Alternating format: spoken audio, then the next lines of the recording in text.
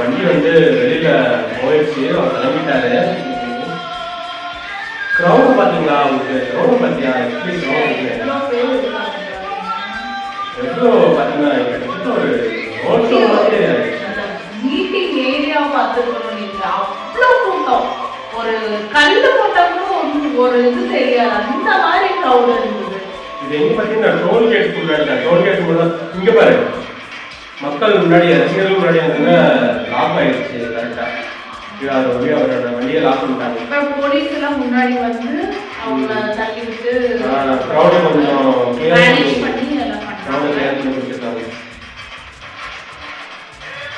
இந்த வீடியோக்கு வந்து பாத்தீங்கன்னா தில்லியோட தனி ஒரு மனிதன் படை அந்த சாங் வந்து போட்டிருந்தாங்க.